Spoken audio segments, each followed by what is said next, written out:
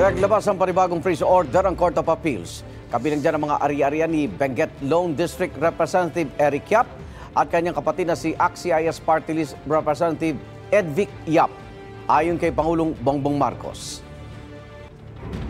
Sakop ng freeze order ang mga account at ari-arian ng Silver Wolves Construction Corporation at Skyyard Aviation Corporation, pati na rin ang mga personal account at asset ng mga individual na nasangkot sa investigasyon.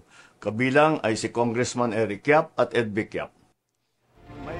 Ay kay Pangulong Marcos, 230 bank accounts ang pina-freeze, pati ang 22 insurance policies, 3 securities accounts at 8 aircraft.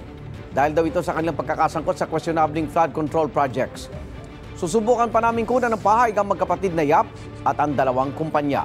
Dagdag ni Pangulong Marcos, may mga susukan ng mga opisyal ng Department of Public Works and Highways sa Davao Occidental na nahaharap sa kasong graft at malversation sa Digos City Regional Trial Court.